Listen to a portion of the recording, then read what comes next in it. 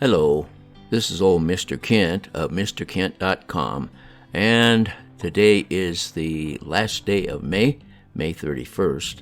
And last winter, I had a bad case of sciatic nerve problems. It was very painful, and of course I couldn't ride my e-bike because I didn't have a step through. And here's a picture of what it looks like. There's no step through. So actually, I think it was the 16th of this month of May, I got my new e-bike, which was a Rad Expand e-bike, and it's a step through. And I decided last winter I probably need to get a step through so I can ride my bike in the wintertime when my body gives me problems. So I bought it, and it came, and on the 16th I went for my first ride, and I'll put a link to that video. But then as time went by, I found things about it that that I didn't realize. What I should have done was do a lot of research on it, which I didn't do. I just wanted a step-through bike, and so I ordered it, and it's actually on sale. I ordered it from Rad,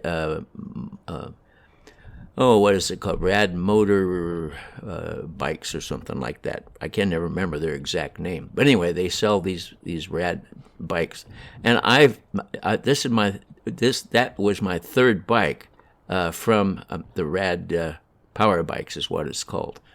And the first one was, now we're going to go down this road, and I'm going to show you my first objection.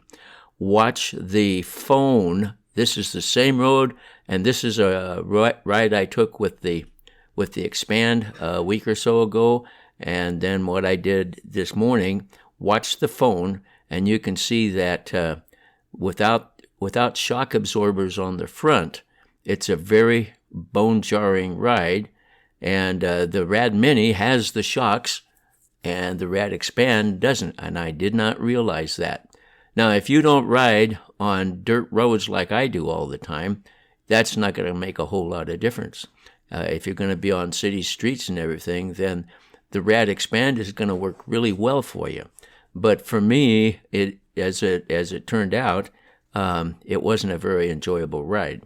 So I'm on this ride this morning, and so I'm going to go take you along with me as I go, and maybe even have time to tell a story. Good morning, how are you doing? So anyway, there were a few other things that I didn't like about it. For one thing, they cut back, and by the way, you can't buy a Mini. All you can do is they replaced the Mini with the Rad Expand. So anyway, they're trying to cut costs, and they don't make the Rad Mini anymore, which is sad because it's a much nicer bike. And they have a lot of different models. So if you're shopping for a bike and you go to Rad Motorbikes, they've got lots of some have shocks and some don't. So anyway, I'll just take you along here. This is a road I took this morning, because I wanted to. This is the first time riding a Rad Mini since I got the Expand. But for one thing, the Expand came without a LCD screen, and so I had to spend $100 to get an LCD screen like I had on my Mini, and also it only has 4 levels of pedal assist compared to 5 with the Mini. Now that makes a lot of difference, because the difference between pedal assist 1 and pedal assist 2 is much greater than on the Expand than it is with the Mini. When you graduate it into 5 parts, there's less and less difference between them. And so when I go to pedal assist 2 on the Rad Expand, then I'm zipping down the street at about 12 to 15 miles an hour, whereas on the Mini, you still have some back pressure on the pedals, and you get some exercise, which is one reason I like to ride the bike. So the 5 levels, which the Mini has, are much more enjoyable to me and better exercising. And then another thing that I liked about the Mini that didn't come with the Expand was when you turn the lights on, then the tail light on the Mini, you can cause it to flash. And so that way people coming up behind you are more apt to see you right away. And on the Rad, the light comes on, but there's no way to make it flash. And then there's the thing is without the LCD display, they gave you this little thing, and I'll get a picture of it and put it up here. They gave you this little thing that tells you what pedal assist you're in and whether or not you're in what gear you are in on your 7-speed bike.